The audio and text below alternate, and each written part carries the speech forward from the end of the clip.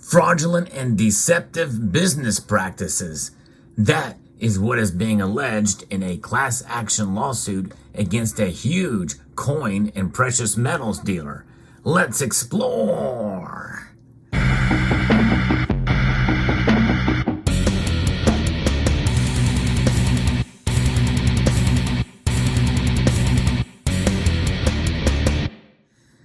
This story is coming to us out of Minnesota and is shared with me by Doctor Who. So greetings, members, one and all of the Salivation Nation. If you enjoy stories like this where I talk about the latest news and with precious metals and coin collecting, I hope you will press the thumbs up button below and subscribe to the channel. Now, this lawsuit is against a company that I recently reviewed a coin for. This lawsuit alleges that AMS operators called prospective buyers dozens of times to develop relationships that help them then sell coins. Now, that is a very interesting statement, and we'll get to that in a moment because that seems kind of confusing in a way. But out of St. Paul, Minnesota, this story from KARE 11 News says that when Joan Williamson started giving collectible coins as gifts, her family at first thought nothing. A lifelong nurse, they knew Joan was smart, independent, and not easily fooled, but were instantly suspicious when they saw dozens of the coins all over her California home. They're in plastic cases, said Ashley and David Williamson, Joan's son and daughter-in-law. Joan had more than $30,000 worth of coins, all sold from a company called government.com, based in Eagan. The amount of coins that she had, which was bags upon bags of coins, said Ashley and David Williamson, and seeing what she was paying, that's when we said, wait a second, this doesn't sound right. So Joan's family went online and found forums and message boards full of complaints about government.com and its owner, Asset Marketing Services, or AMS, and eventually the name of the attorney, Bruce Steckler. Steckler's Dallas law firm filed a class action lawsuit in Minnesota that says AMS business practices are fraudulent and deceptive, designed to take advantage of the elderly. Steckler said Joan Williamson is one of hundreds of seniors who AMS targeted, saying the coins it sells are worth about half of what they cost, Steckler said. One senior spent $4 million. And I'll stop right there and say that it's interesting. There is some questionable marketing practices by probably most all of these companies with the emails that you get from all the bullion dealers and everything. They're in business to make money. And it's up to us, the consumer, to do our own due diligence and to research these coins that we're considering buying. And that is something that if I ever do a review for a bullion company, such as I did for this coin, I'm always going to say, hey, it's a rare piece. There is some potential that it could increase in value, but you buy it because you enjoy the look of the coin, the quality and the craftsmanship, and it does have the intrinsic value of the precious metals contained therein, but there's no promise that it's going to make you money or make you rich. You will overpay for the quality and craftsmanship and the potential that it could, but that is the case with any investment. In fact, even for this very bullion company and the owner, Asset Marketing Services, Modern Coin Mart, I did a review for this particular piece. This is an American Silver Eagle. It is a high premium coin just based off the demand for it alone this year. Silver Eagles have been through the roof, but they charge more for the packaging in this case. It's the packaging, which is actually very well done. But nonetheless, this is not the kind of eagle that you buy to stack. In fact, I dare say you shouldn't buy Silver Eagles to stack anyway, with the high premiums that are there now. But this particular offering here is something that's it's quite beautiful as a Christmas gift for the packaging to introduce your loved ones or friends to stacking as a gift. But again, it's high premium. It's got this fancy shiny packaging, but there's no reason to believe that this thing is going to be worth much in the secondary market for the packaging. Because if I sell it back to the bullion dealer, to a regular bullion dealer, they're probably going to just rip it out of the packaging and sell it in a tube with other Silver Eagles. But nonetheless, that's another story. But so that is where we are at now. It's about due diligence and understanding what you're buying as a consumer.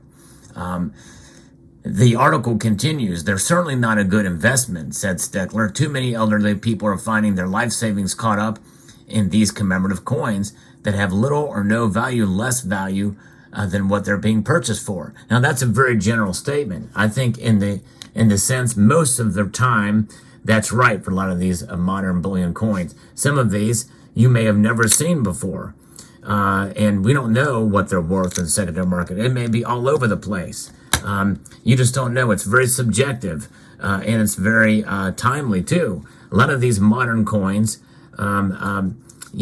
especially pieces like this that come from the United States Mint, for instance, they may be worth a lot in the immediate aftermath of their release, but then, just wane in popularity and price, a year later. And then there may be a sleeper market where they come back and they're worth a whole lot, such as the case with this coin here.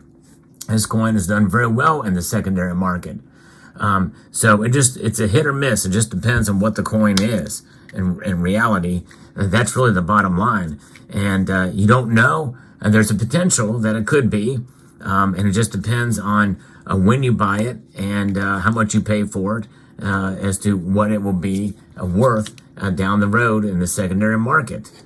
That's really the bottom line with many of these pieces. But again, I've always told folks you must do your own due diligence. The coin collecting market it's fickle and it varies, and you never know what a coin is going to be worth down the road.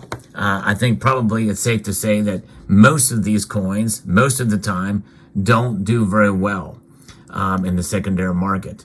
But of course, some of these coin dealers won't tell you that. They want to try to pump it up and make it seem like they're going to be worth a whole lot. And because they want to sell you the coin. They want to sell you the coin at the price that they have on it to make a lot of money. And so a lot of times they will sell them other coins and other pieces at a loss so that they can sell these other coins at a great gain. So it just depends. That's part of what marketing is. Sadly, that's the world we live in. And it's not just limited to coins, by the way. It's other areas as well, too. It can vary. So that's also the findings of Joe Presti. The article continues, a New Hampshire attorney who's been grading coins professionally since 1980. And I'll stop right there because modern coin grading and coin grading itself can be seen as sort of scammy as well, too, especially modern coin grading. I've never been a big fan of modern coin grading and the premiums tied to those. It's a huge gamble and a huge risk. Presti says he's seen dozens of coins from AMS over the years and agrees their value is typically about half of government's listed price. Well, I would say any graded coin is probably about half their listed price from the grading companies as well, too. So he's kind of speaking out of both sides of his mouth, this New Hampshire attorney is. But nonetheless, he probably is correct about some of these collector coins that government sells. Evaluating portfolios from government.com coins are worth 40 to 60% of their retail value. But that would be from any coin, especially premium collector coin, modern collector coin company, not just government.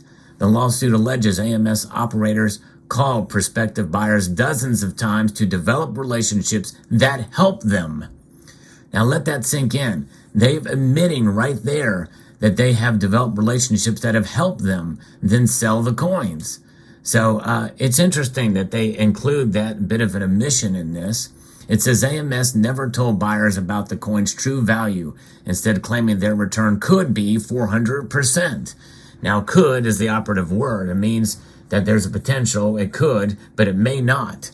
Steckler says once buyers caught on, AMS refused to refund them. They go to sell the coins and find out that they've been duped. Well, and the thing is buyer beware for this kind of stuff. And sadly, that's kind of where we live in. And again, I'm not totally defending AMS or government because I've heard some of their ads on the radio as well too. And even though I've done for the very first time, I've reviewed a coin that they've sent me. It does not mean that I'm totally defending them, but at the same time, in the end, part of the reason that this channel exists and others is to educate the public on things like that. And you can do that all the while reviewing coins that some of these dealers may send. Because in the end, it's about understanding the pros and cons of owning such a piece. There is potential that some of these coins could do very well. There's a potential they could tank. If they're made of gold and silver, you always have the intrinsic value contained therein. But collecting coins, especially modern coins, is a huge risk and gamble. Again, I've talked about that time and time again. And no matter what, and most of these bullion dealers and coin collecting sites that have sent me these in the past, which doesn't happen very often these days, by the way. They don't send me as much these days for this type of stuff.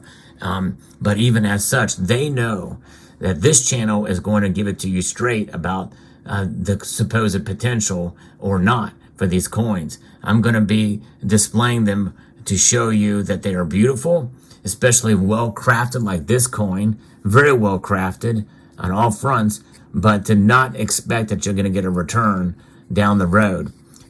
It's probably, and I haven't even looked this coin up to see what it's worth, but likely it's probably not worth near what they were charging at the time. But why do I show these? Because they're beautiful, and that's really the bottom line. I am a collector first and foremost. Most of what I collect, I've lost a lot of money on. I don't care though, because I enjoy the coins, and that's really why you should collect them. And so some of the dubious tactics used by some of these companies, watch out for.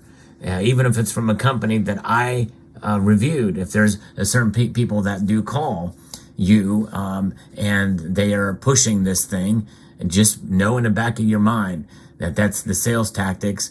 And you can even try to set them straight. I've done it. In fact, just recently I did it with a coin dealer that called me, trying to pump up signature graded coins that they're going to be worth a whole lot of money. The article continues. If it's that great of a deal, why won't they want it back? They don't want the coins back. That's a clue. Well, that's right. But the thing is, it's a clue that any sales tactics of somebody you don't know on the phone saying something is going to be worth a lot of money, that should have been the clue at the very beginning. None of this is news at the Minnesota Department of Commerce, which has gotten 6 complaints about AMS and has twice punished the company for its sales methods and for avoiding taxes, fining it $30,000. Now, I didn't know about that, but, that's a whole nother story and a whole nother, probably topic. But 2016 order for consent details on AMS employees called at least one prospective buyer more than 600 times a year, urged seniors to buy coins even when they were hospitalized or medicated, and misrepresented the rarity and value of coins. Well, here's what you do. You block the number. Unless they're spoofing, which I guess they could possibly do, but I kind of doubt they're doing that. You just block their number and tell them to take you off their list. That's very easy. In fact, as somebody who gets a lot of scam calls, most of you know, you witness me getting them on live streams. We have fun with the scammers. But it's very easy to not answer the phone. But anyways, I digress. So we'll see how this plays out. In the end, the AMS spokesperson, when reached out for comment, they are not commenting on pending litigation, but they say that they deny all the allegation and intends to vigorously defend these lawsuits. So it'll be very interesting to see how this plays out. But nonetheless, again, I'm not saying that some of these marketing tactics by almost any and all these companies are dubious or questionable. But in the end, it's about educating yourself. Buyer beware. And I hope this video will serve as a reminder, as this lawsuit has been filed, that it could come against any company for any reason.